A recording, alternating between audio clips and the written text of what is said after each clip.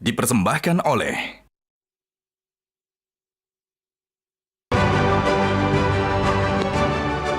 Selamat malam para pemirsa, ketemu lagi di Hot Room dengan saya Hotman Paris. Baru-baru ini pemerintahan Jokowi mengeluarkan peraturan pemerintah nomor 28 tahun 2024 yang merubah peraturan tentang aborsi, juga melarang sunat bagi perempuan dan membolehkan adanya pil kontrasepsi untuk remaja.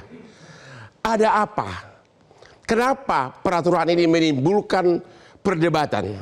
Kalau aborsi diizinkan dengan persyaratan tertentu, berapa usia janin? Itu pertanyaan. Kenapa ada lembaga keagamaan yang tidak setuju sunat perempuan itu diperbolehkan atau dilarang? Dan bukankah pil kontrasepsi sekarang ini bebas dibeli di mana-mana? Kenapa kok di peraturan pemerintah memakai pil kontrasepsi untuk para remaja? Inilah Hot Room, pasal kontroversial PP nomor 28 tahun 2024.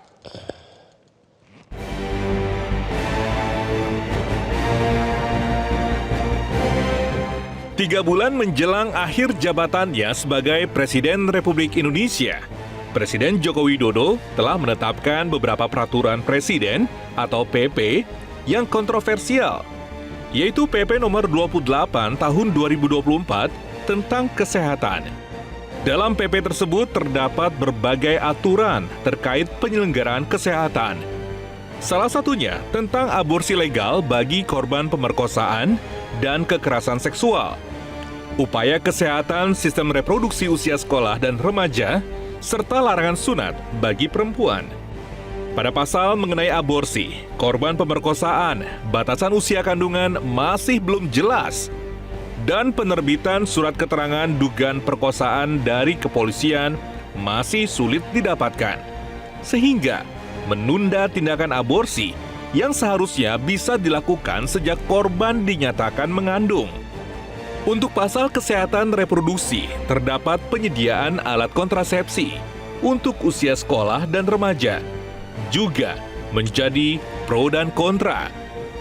Serta pasal mengenai penghapusan praktik sunat perempuan masih menjadi perdebatan di antara lembaga kesehatan dan lembaga keagamaan di Indonesia.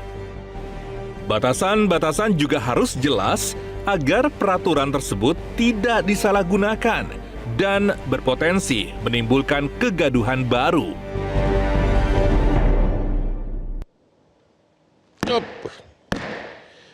Para pemirsa, banyak orang bertanya, kenapa kebiasaan Hotman itu dan sangat menarik perhatian publik, bahkan sukses dalam karir, selalu memakai baju bling-bling, ya, dan berlian bling-bling, bahkan sepatunya pun sangat bling-bling. Ada apa? Namun orang apakah tahu salah satu yang sangat mendukung karir Hotman sehingga bisa bekerja keras adalah Hotman selalu rutin minum kopi luwak hitam premium. Kopi luwak hitam premium itulah yang Hotman minum setiap pagi.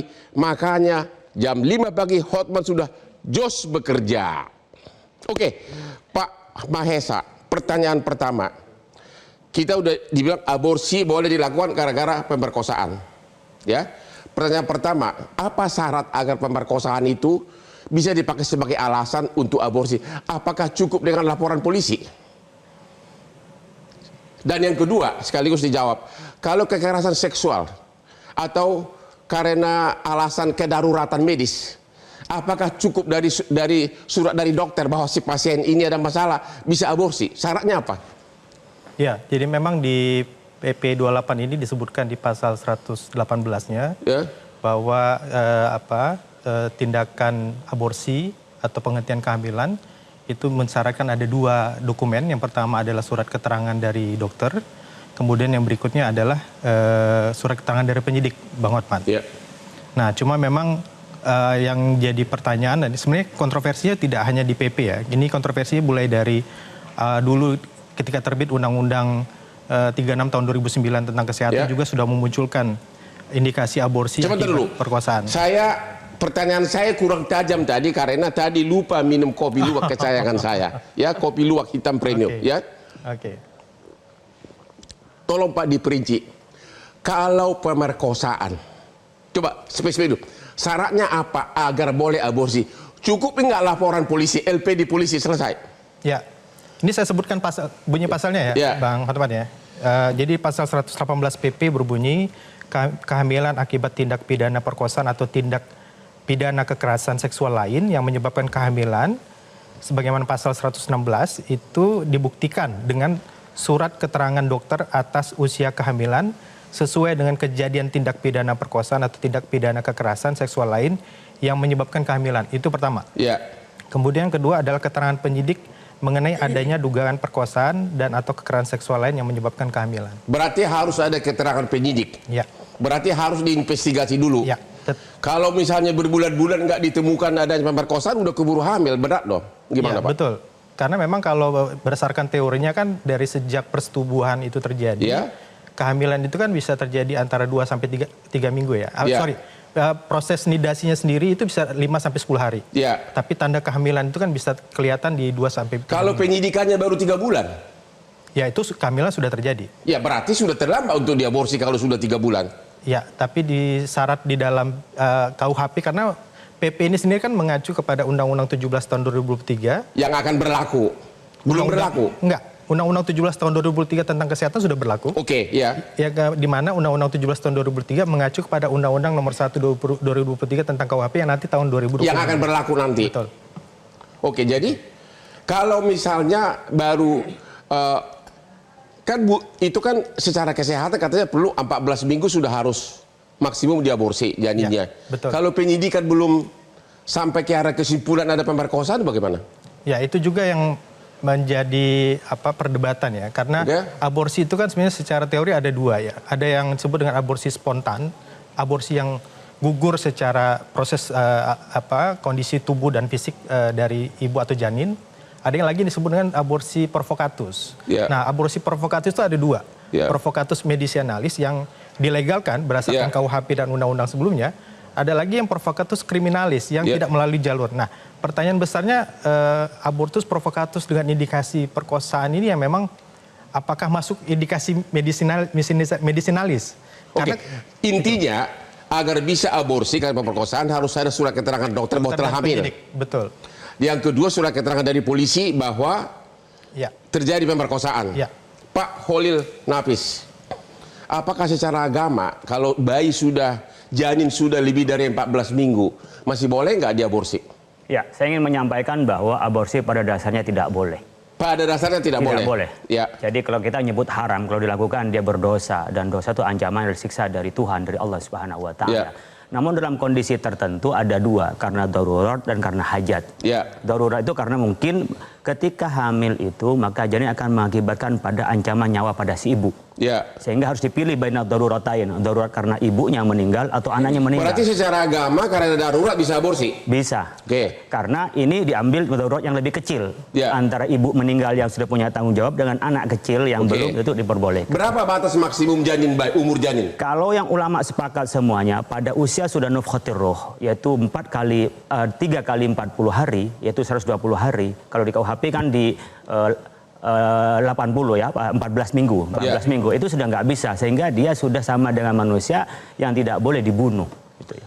Dan kalau di fatwa MUI yang tahun 2005 disebutkan bahkan boleh aborsi karena perkosaan itu kalau janin tidak lebih dari usia 40 hari. Ya. Jadi sebenarnya bisa dideteksi sedari awal ketika diperkosa, dia mungkin ada gangguan jiwa, ada masalah yang berat, sehingga ada di situ dipastikan oleh tadi medis dan oleh juga kepolisian bahwa memang kehamilan itu ada gara-gara perkosaan. Kalau izin kepolisian atau surat dari penyidik terlalu lama, sehingga udah keburu lewat 14 minggu, bagaimana secara agama? Kita kan bisa melihat secara pasti ya, tidak hanya kepolisian sementara saja. Kalau orang tidak pernah hubungan intim, orang ini bersih, kemudian dia yang diperkosa satu-satunya mau hamil dari mana? Ya, tapi kan menurut undang-undang ini dokter hanya boleh mengaborsi kalau ada surat dari polisi, ya kan? Ya, Kalau surat dari polisi itu kelamaan.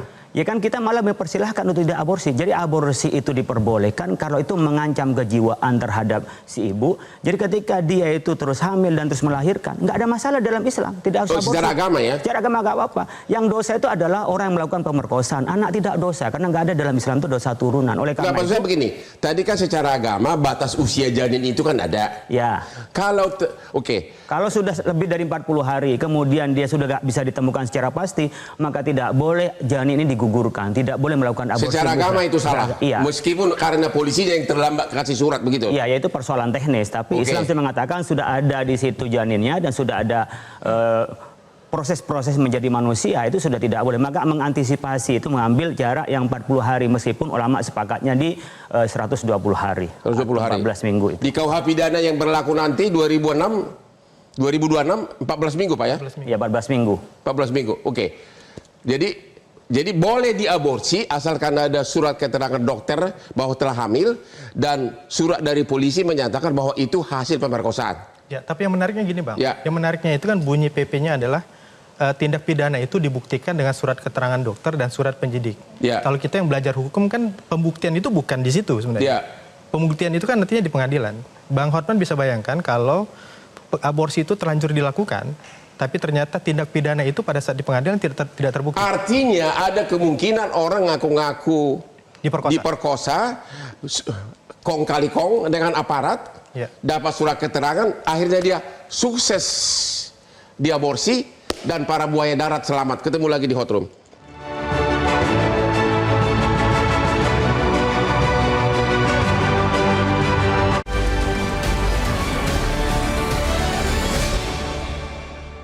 Dipersembahkan oleh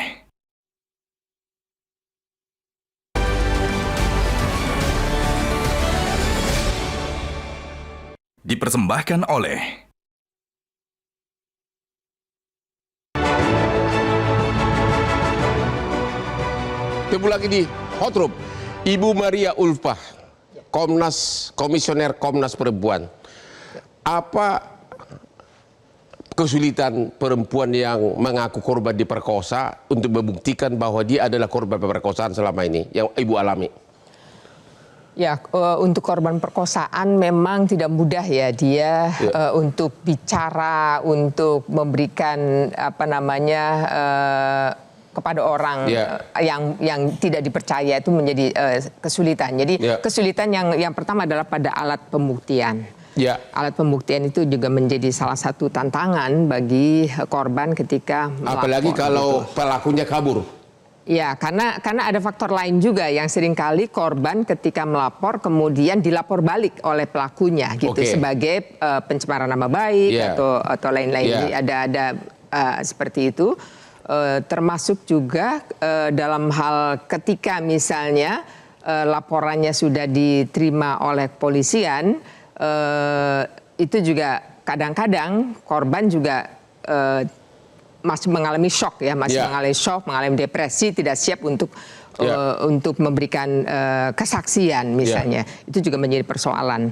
Nah, oleh karena itu di dalam Undang-Undang Tindak Pidana Kekerasan Seksual itu juga korban diberikan pendamping, baik pada saat dia melakukan untuk pemulihan dirinya maupun juga untuk pendampingan pada saat dia melapor, diberikan konseling juga. Kalau ada orang memang hamil karena hubungan mau sama mau, tapi dia tiba-tiba berbohong, dia ngaku saya diperkosa 3 minggu lalu di rel kereta api, kemudian bikin laporan polisi, itu bagaimana Bu? Kan nggak ada, dia mengatakan pelakunya kabur, padahal tujuan dia sebenarnya mau aborsi. Ya, artinya soal pelaku kabur itu kan tugasnya polisi yang harus mencari, harus mengejar gitu. Jadi kemungkinan itu bisa ya terjadi ya? Iya, bisa saja terjadi. Tetapi kalau misalnya undang-undang ini kan diatur itu kan untuk memberikan perlindungan terhadap korban. Iya, jaminan terhadap korban gitu. Jadi korban ketika dia menyampaikan bahwa dia diperkosa, itu negara sudah wajib memberikan perlindungan terhadap yang korban Komnas ini. Sendiri sudah berapa kasus yang terjadi pemerkosaan yang lapor ke lembaga ibu? Ya, di Komnas Perempuan itu dalam setiap tahun itu rata-rata kami menerima pengaduan langsung ke Komnas Perempuan itu sekitar 6.000 kasus per tahun. 6.000 kasus? 6.000 kasus yang dilaporkan. Dari 6.000 kasus itu sepertiganya adalah kasus kekerasan seksual. Maksudnya pemerkosaan atau kekerasan seksual? Kekerasan seksual itu bermacam-macam, dari mulai perkosaan, termasuk perkosaan di dalamnya gitu. Ada pelecehan seksual. Berarti ada sekitar 2.000 korban pemerkosaan kekerasan seksual setiap tahun. Betul. Di kota mana paling banyak, Bu? Boleh tahu nggak, di Jakarta atau di mana? Iya, di Jakarta termasuk yang tertinggi. Di Jakarta termasuk yang tertinggi. Iya, artinya pada umumnya memang di perkotaan ya. Di perkotaan, jadi hampir 2.000 lebih korban pemerkosaan kekerasan seksual yang melapor ke Komnas Perlindungan Perempuan. Ya, jadi yang kasus perkosaan yang sampai mengalami kehamilan itu sekitar 103 atau 123 kasus ya per tahun. Berapa? Sekitar 123 kasus per tahun yang mengalami kehamilan. Kehamilan? Ya. 100? Sekitar 123.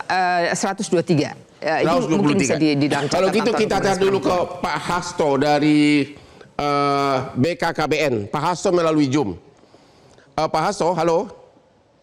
Ada dua pertanyaan mengenai perkosaan ini. Apakah ada data yang Bapak punya? Yang kedua juga mengenai di peraturan pemerintah ini disediakan alat kontrasepsi untuk remaja. Maksudnya apa ini, Pak? Ya, baik. Terima kasih. Assalamualaikum warahmatullahi wabarakatuh. Yang pertama, saya menanggapi terkait dengan masalah pemerkosaan ya. Jadi kalau kita itu menganut pro-life ya, bahwa bangsa kita menganut pro-life bukan pro-choice. Artinya saya juga sebagai dokter spesialis bidan dan kandungan bersumpah untuk tidak mengakhiri kehidupan dari sejak konsepsi sampai dengan akhir hayat. Tetapi tadi sudah disampaikan sama Pak Kiai, Pak Khalil Nafis ya, bahwa dalam keadaan darurat itu bisa dilakukan. Nah, dalam hal ini kalau kami di BKKBN itu berpendapat bahwa apa yang tadi sudah disampaikan oleh fatwa dari Majelis Ulama seperti katakanlah batas 40 hari itu sebetulnya sangat bagus ya. Karena kalau dari sisi kedokteran, saya sebagai dokter itu ada periode namanya periode embryonal stage. Embryonal state itu sampai janin umur 56 hari atau 8 minggu. Sedangkan setelah itu namanya fetal state ya. Fetal itu sudah fetus, sudah miniaturnya manusia. Itu lebih dari 56 hari atau 8 minggu. Sehingga saya kira pertimbangan kedaruratan dan pertimbangan dari Majelis Ulama itu menjadi suatu yang sangat baik ya untuk mengambil suatu sikap dan keputusan. Yang kedua terkait dengan masalah kontrasepsi ya. Sejak kemarin dulu kami sebagai BKKBN, saya sebagai Kepala BKKBN Republik Indonesia, kita sudah menjalankan untuk pemberian alat kontrasepsi atau obat kontrasepsi kepada pasangan usia subur ya. Dan definisi pasangan usia subur itu di atas 14 tahun, artinya 15 tahun sampai 49 tahun. Sehingga ketika ada pasangan dia remaja, usia sekolah juga, tapi sudah pasangan, sudah dalam bentuk pasangan suami istri, maka ini harus dikonseling untuk kalau bisa menggunakan alat kontrasepsi dulu. Karena kalau hamil kurang dari 20 tahun usianya, itu akan menimbulkan kematian ibunya tinggi, kematian bayinya tinggi, stuntingnya juga tinggi. Jadi memang kami dengan undang-undang ini mungkin akan lebih kuat lagi untuk kampanye agar tidak hamil usia kurang dari 20 tahun begitu. Tapi Pak, ya, karena mohon maaf Pak, ya, di undang-undang itu maupun di peraturan pemerintah tidak disebutkan remaja yang sudah nikah, hanya ada kata-kata remaja, sehingga seolah-olah remaja yang masih single pun diizinkan untuk ambil pil kontrasepsi. Di undang-undang nggak ada kata-kata remaja yang sudah nikah. Iya, jadi tapi kalau kami di BKBN memang tidak melayani yang belum dalam bentuk pasangan suami istri. Dan saya kira undang-undang juga dalam pelaksanaannya selalu mengindahkan kaidah-kaidah ya, kaidah-kaidah norma-norma yang ada. Sehingga nanti regulasi yang sifatnya teknis, baik itu nanti ada permen atau juga turunan-turunan aturan-aturan turunannya, harapan saya selalu mengkombinasikan kaidah-kaidah yang ada, termasuk kaidah agama dalam hal ini. Oleh karena itu mestinya ini diperuntukkan untuk pasangan usia subur yang diantaranya ada remaja, begitu. Jadi Bapak sebagai dokter menyarankan agar kalau belum umur 20 tahun jangan hamil dulu, ambil dulu alat kontrasepsi, begitu kan? Betul, betul. Ya, jadi kami sarankan kalau toh sudah terlanjur nikah karena tidak bisa ditahan, karena sudah terlanjur ditahan, maka diusahakan tidak hamil dulu. Ya, pakailah alat kontrasepsi, dan alat kontrasepsinya pakai alat kontrasepsi yang tertentu yang ditentukan oleh dokter. Saya sebagai dokter kebidanan juga saya mempertimbangkan alat-alat itu. Terima kasih Pak. Pak, Majelis Ulama Indonesia, orang sudah nikah, tapi kalau sebelum umur 20 katanya jangan hamil dulu. Secara agama boleh nggak? Saya sebelum jawab Abang, saya ingin menyampaikan terima kasih kepada Pak Hasto. Ya. Bahwa saya juga jadi metranya BKKBN, memang harus melakukan kehamilan itu setelah umurnya sudah cukup dewasa. Ya. Tetapi yang disampaikan oleh beliau praktek di BKKBN itu berbeda jauh dengan yang ada di undang-undang. Berbeda kenapa? Ya, di pasal 103 itu adalah untuk usia sekolah dan remaja. Yang usia sekolah dan remaja. Dan di situ disampaikan itu. Saya ingin menjawab juga klarifikasinya dari Kemenkes yang mengatakan itu untuk pasangan. Di sini tidak ada, atau untuk komunikasi atau untuk pendidikan tidak. Di sini disebutkan pada ayat 4 itu pelayanan kesehatan reproduksi sebagaimana dimaksud itu penyediaan alat kontrasepsi, bukan yang di atasnya komunikasi atau pendidikan, tidak. Artinya untuk anak sekolah boleh? Anak sekolah dilayani secara bagaimana kesehatan reproduksinya dengan memberikan alat kontrasepsi. Artinya kalau konotasi saya yang baca adalah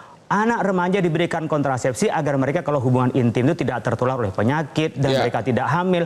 Ini tidak mengindahkan sebagaimana undang-undang di dalam pendidikan kita bahwa akarnya adalah akar pada norma-norma agama itu. Artinya secara undang-undang berbeda dengan penjelasan dari Bapak BKKBN. Beda. Seolah-olah harus nikah, padahal di undang-undang tidak nikah pun boleh, berhak. BKKBN itu menjelaskan tentang praktek di BKKBN, bukan menjelaskan undang-undang. Jadi beliau benar pada prakteknya di BKKBN, tapi beliau tidak menjelaskan undang-undang ini. Termasuk juga penjelasan Kemenkes yang beredar itu juga tidak menjelaskan tentang undang-undang ini. Gimana BKKBN?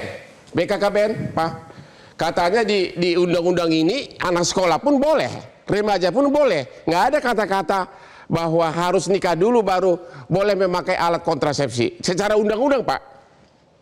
Iya. Gimana, Pak? Iya Bapak, ya. Tetapi kami mohon izin ini ya. Jadi kami berharap ya dari undang-undang ini ada aturan-aturan turunan yang mengindahkan norma-norma tadi, harapan kami. Karena kalau tidak dengan mengindahkan norma-norma, nanti akhirnya kita seperti yang disampaikan Pak Kiai tadi, Gus Khalil Nafis ya. Jadi saya berharap masih seperti regulasi yang ada bahwa ini adalah pasangan konteksnya. Pasangan yang dalam hal ini memang nikah. Karena apa? Hari ini data menunjukkan setiap 1000 perempuan yang ada di kami itu rata-rata 26 orang itu sudah hamil dan melahirkan di usia antara 15 sampai 19 tahun. Ini terlalu muda. Setiap 1000 segitu. Kalau 100.000 sudah 2.500. Kalau 1 juta sudah 25.000 ya. Oleh karena itu perlindungan itu penting untuk bagi mereka yang tadi memang sudah akan hamil atau juga melahirkan di usia di bawah 20 tahun. Sebetulnya itu yang penting perlu kita pertimbangkan bersama. Dan kalau hari ini ada undang-undang baru, maka kemudian kita perlu duduk bersama untuk kemudian membicarakan tentang regulasi teknisnya, aturan-aturan turunannya. Pertanyaan saya kepada BKKBN, kalau ada anak yang belum nikah nih, ketahuan memakai alat kontrasepsi, itu melanggar undang-undang atau bisa dihukum nggak?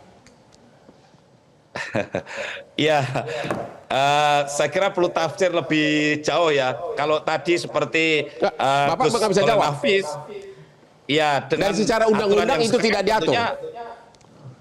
Iya, dengan aturan yang sekarang, tentunya kalau itu diterjemahkan seperti tadi Gus Khalil Nafis, tidak kena hukuman. Ya, oke, Pak Mahesa yang ahli hukum kesehatan. Kalau ada anak remaja, ya, belum nikah, bahkan di bawah umur, ketahuan memakai pil kontrasepsi, itu pidana atau pelanggaran hukum? Ya. Atau bebas? Ini masalahnya bukan di PP ya Bang, kalau saya lihat. Masalahnya di Undang-Undang 1 2023 tentang KUHP di pasal 4010 ya, 410.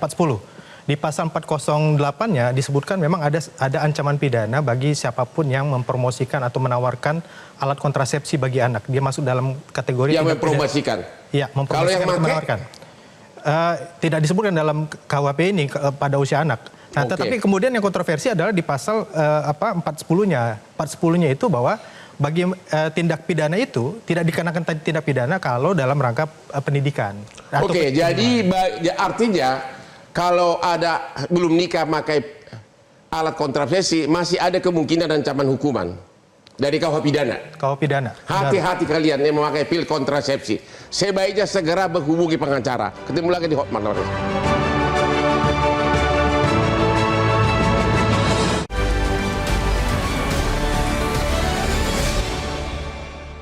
Dipersembahkan oleh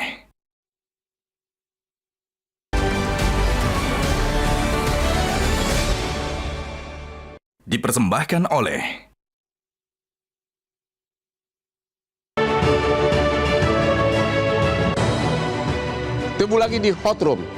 Sintayong, pelatih timnas bola nasional, sukses dalam karirnya, tapi tidak pernah lupa minum kopi luwak hitam premium. Apalagi Hotman Paris selalu minum kopi luwak hitam premium setiap hari karena aman-aman di lambung. Dan kopi itu sudah terbukti manfaatnya, tidak gampang lupa ingatan walaupun kita sudah tua. Itu salah satu manfaat dari kopi ini. Makanya daya ingat saya ini tidak beda dengan umur 30. Pak Mui, tadi kayaknya waktu Bapak bicara tadi BKKBN bicara, kok kayaknya Anda protes. Apa sih yang Anda protes dari BKKBN? Jadi Pak Hasto itu menjelaskan tentang bagaimana praktek di BKKBN yang ingin ketika hamil itu pada usia dewasa. Tapi beliau tidak menanggapi PP ini nomor 28 tahun 2004 di pasal 103. Bahwa di sini tentang bagaimana penyelayanan kesehatan reproduksi itu diantaranya penyediaan alat kontrasepsi. Termasuk anak sekolah. Termasuk anak sekolah. Jadi nantinya begini Bang, kalau dia dalam pelayanan bukan komunikasi. Jadi yang dijelaskan adalah komunikasi itu nggak benar. Di dalam pasal ini menjelaskan tentang pelayanan kesehatan. Berarti nanti sekolah itu Bang bisa dikasih kondom. Bisa dikasih alat kontrasepsi. Seakan-akan mereka tuh bebas. Bahkan nanti mungkin bisa dikasih atas nama amanah dari PP ini Bang. Dan khawatirnya anak-anak mempunyai persepsi bahwa hubungan seks bebas, mohon maaf ini saya mengantisipasi, namanya satu dzaroi dalam ilmu agama Bang, mengantisipasi. Khawatirnya merasa itu bebas dan boleh dan mereka melakukan yang penting ada pengamannya. Padahal dalam kita mendidik anak-anak kita harus berakar pada norma agama. Tidak Jadi ada menurut agama. Bapak peraturannya yang salah? Peraturan ini direvisi atau dicabut Bang. Oh begitu? Iya. Ibu Maria, gimana pendapat Ibu? Ya, peraturannya memang tidak mensyaratkan remaja itu sekolah itu harus nikah. Ya, tapi di dalam peraturan ini, PP ini juga ada klausul yang menyebutkan bahwa petunjuk teknis untuk tata laksana penyediaan alat kontrasepsi akan diatur dalam Permenkes. Itu kan petunjuk teknis, tapi kan peraturan induknya memungkinkan. Kalau peraturan induk memungkinkan berarti tidak ada larangan, nggak boleh petunjuk teknis bertentangan dengan induk. Karena itu pasti di undang-undang juga boleh ya. Ya, itu sesuai dengan undang-undang, Bu. Jadi artinya BKKBN melarang, Depkes melarang, padahal PP maupun undang-undang boleh. Nanti kalau orang dipersalahkan ya enggak, undang-undang yang menang, benar kan? Kalau saya menduga Bang hampir nggak mungkin Bang. Ketika ini lolos dan ini sudah banyak perdebatan dari sebelumnya. Jadi kami mungkin perdebatan ini bukan hanya tahun ini, beberapa tahun sebelumnya. Itu hampir melegalkan alat kontrasepsi atas nama pengamanan, tapi tidak ada norma keagamaan. Jadi mencium ini kami bukan hanya tiba-tiba saja. Oleh karena itu kalau ini sudah diperbolehkan bagaimana kontrasepsi di anak-anak sekolah untuk pelayanan kesehatan, bukan komunikasi loh. Bukan untuk praktek, bukan. Tapi ini adalah pelayanan dan bisa besar-besaran itu. Dan apalagi nanti ada bisnisnya. Benar. Dan seterusnya. Oleh karena itu saya pikir kalau bagi kami hampir tidak mungkin umumnya aturan teknis akan lebih ketat dari sini sementara ini dibuka. Makanya karena induknya boleh, peraturan teknis nggak mungkin melarang gitu kan? Itu dia Bang. Pak Mahesa, ada lagi pertanyaan. Aborsi boleh karena alasan perkosaan, ada kedaruratan medis. Kalau misalnya cewek, ya, dia dekat sama dokter, tinggal minta surat cewek ini memang secara medis perlu diadopsi, perlu diaborsi, gampang kan? Kan tidak perlu surat keterangan polisi kan untuk kedaruratan medis, kan? Aborsi karena pemerkosaan itu udah bahas. Yang kedua karena kedaruratan medis. Iya. Paling tinggal kong-kali-kong dengan dokter, dok langsung bisa aborsi. Untuk kalau tindakannya berdasarkan kedaruratan medis, maksudnya sebenarnya itu tidak darurat tapi dibuat darurat gitu menurut Bang Hotman. Artinya itu tidak perlu melibat polisi kan, cukup dokter kan? Cukup dokter. Ah, itu tinggal minta surat keterangan dokter alasan aborsi, cukup dong. Ya bisa, tapi dokternya masuk dalam pelanggaran etik di situ. Ya, dan kalau misalnya diperiksa di audit medis, di audit klinisnya, ternyata itu bukan darurat medis dan dikategorikan darurat medis, ya bisa dikategorikan dia menipu kan, memalsukan isi rekam medis. Nah itu tindak pidana. Ya, maksud tidak pidana. Tapi itu salah satu kelemahan dari undang-undang ini. Alasan kedaruratan medis bisa jadi alasan untuk aborsi, dan itu ranah cukup dokter, dapat surat keterangan udah cukup. Ya bisa terjadi, bisa terjadi ada oknum dokter yang menyatakan darurat saja. Ya, begitu. Tidak cukup. Gimana Pak Hasto? Ya, jadi ada petunjuk teknis ya. Dalam melakukan aborsi itu ada petunjuk teknis. Petunjuk teknis itu dilengkapi dengan komite medis. Jadi ditunjuklah oleh Kementerian Kesehatan biasanya rumah sakit yang dibolehkan melakukan aborsi atas indikasi medisinalis. Ya, itu dibentuklah tim medis. Jadi bukan oleh keputusan dokter secara individu.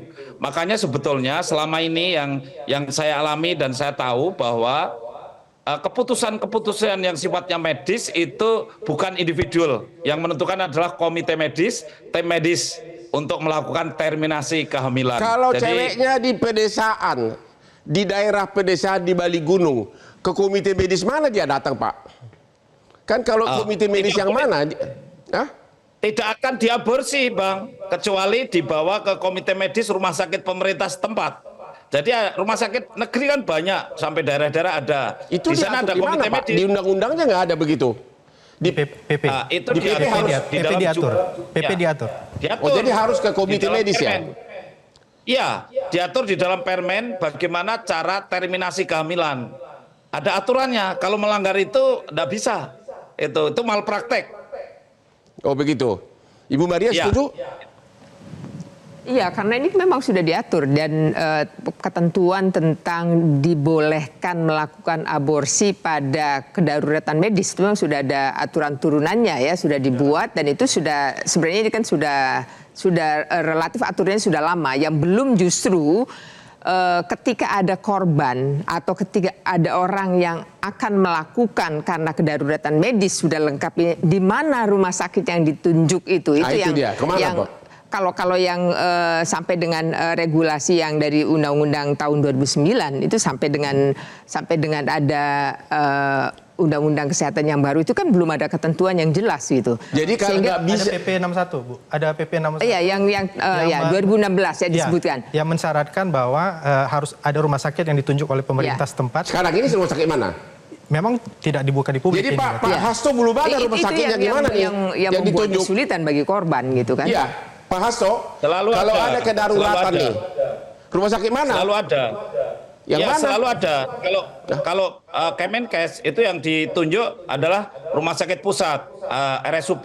Tetapi selain RSUP itu rumah sakit daerah juga ditunjuk. Saya waktu itu mohon izin, saya pernah penjabat bupati dan kemudian ada kasus seperti itu ya, yang kita tunjuk adalah rumah sakit pemerintah. Karena di sana adalah komite medisnya bisa dipertanggungjawabkan. Jadi para pemirsa yang mau aborsi gara-gara kedaruratan medis tidak cukup hanya minta surat keterangan dari dokter pribadi.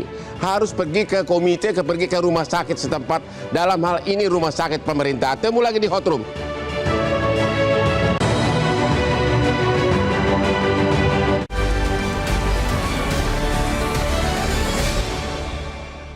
Dipersembahkan oleh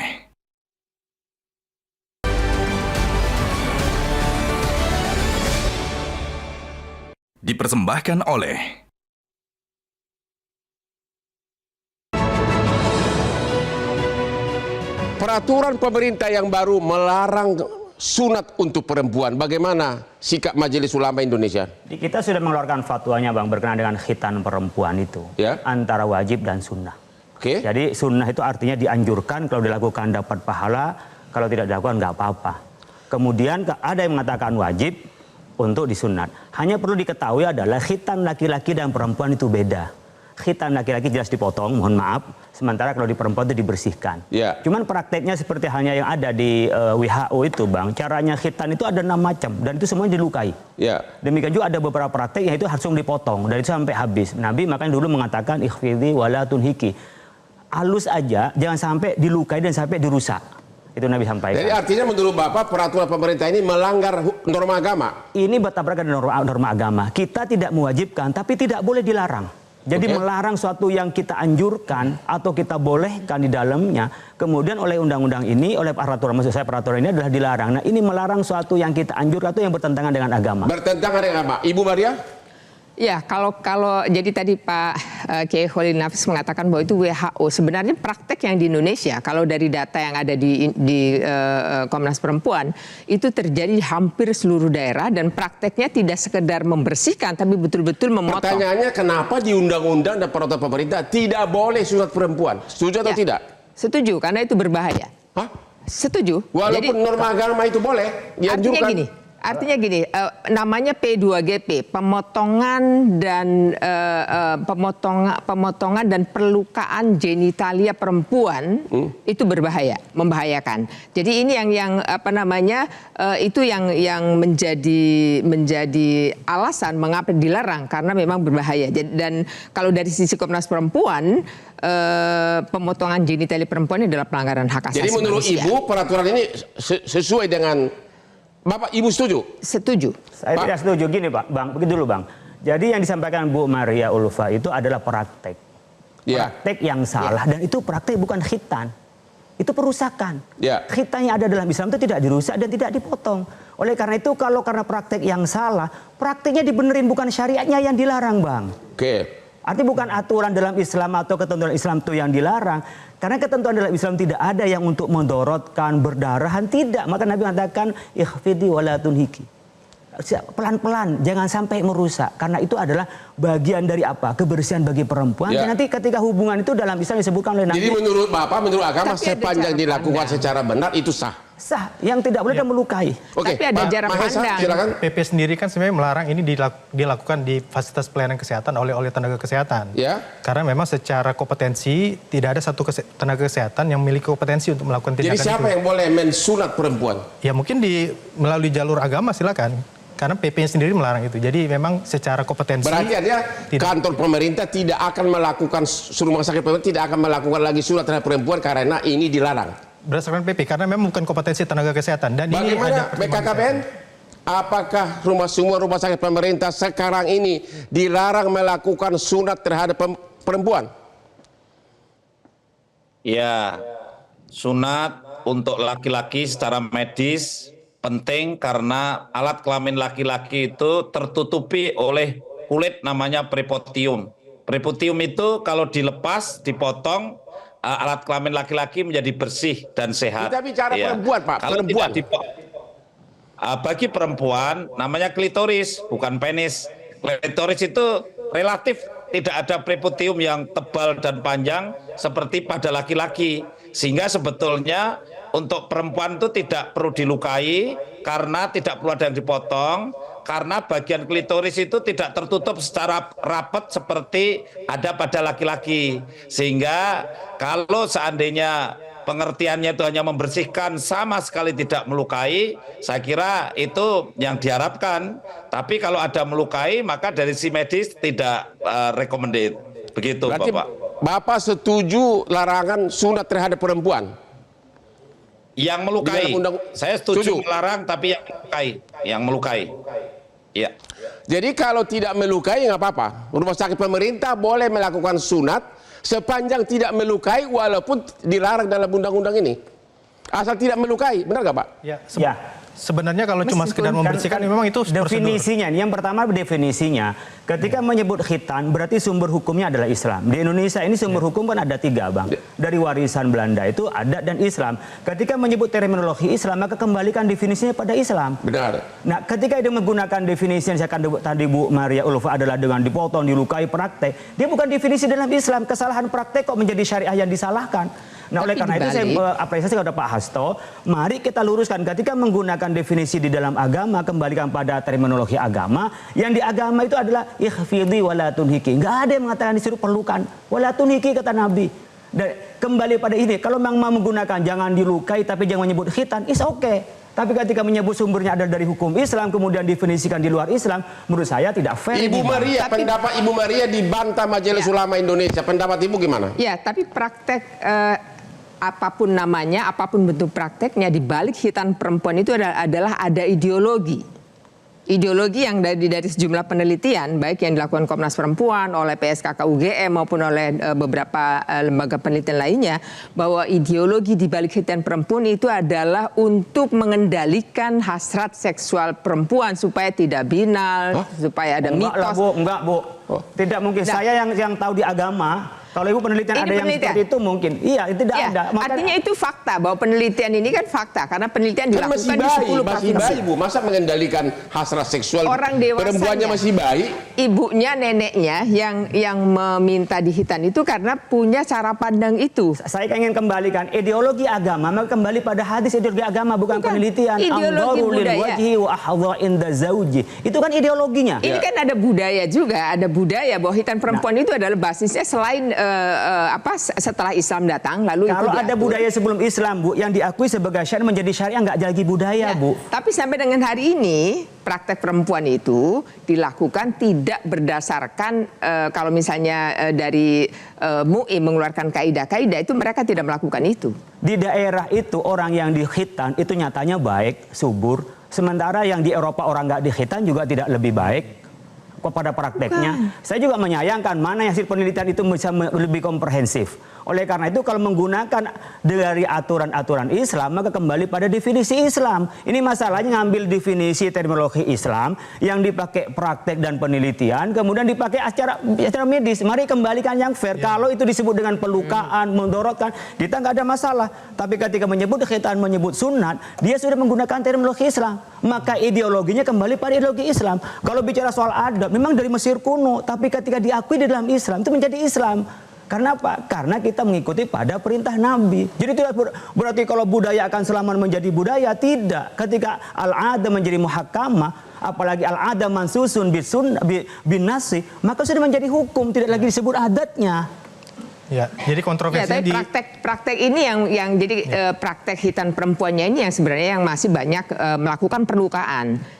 Itu Nah, berarti fakta, disiapin itu fakta. tenaganya, bukan syariahnya yang dilarang. Pemerintah itu berkewajiban untuk memenuhi bagaimana menjalankan syariah di dalam Islam, dan pemerintah menyediakan itu. Kalau Pak Mahesa, saya terakhir. melihat polemiknya ini karena penggunaan terminologi hitan dan kemudian teknik Pak Bahotman. Ya. Sedangkan PP ini sebenarnya menjaga Fasiankes tidak melakukan tindakan itu karena memang bukan kompetensinya.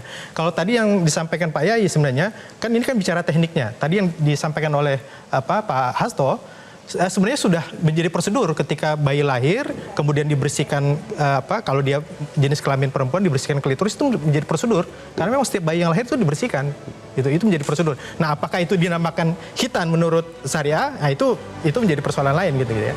Oke, kita harus akhiri diskusi kita malam ini. Sepertinya masih banyak hal yang belum jelas, terutama mengenai pemerkosaan. Kalau penyidikannya berbulan-bulan, bayinya sudah keburu membesar, janinnya sudah keburu membesar, bagaimana bisa diaborsi? Demikian juga mengenai sunat terhadap perempuan terjadi perdebatan. Kedaruratan juga, kalau orang di daerah terpencil, katanya harus ke rumah sakit pemerintah. Apakah sudah ada komite di sana? Masih mengambang peraturan ini tentang aborsi, kedaruratan medis untuk aborsi maupun surat terhadap perempuan. Jangan lupa menonton Hot Room setiap hari Rabu jam 9 malam di Hot Room, karena inilah yang paling hot di seluruh TV. Selamat malam. Pak, silakan Pak ke depan, Pak.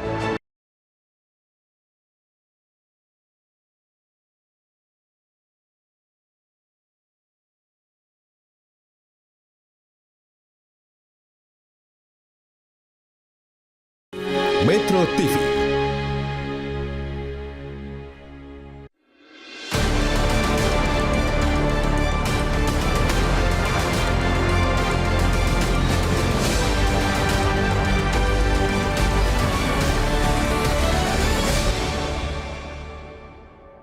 Dipersembahkan oleh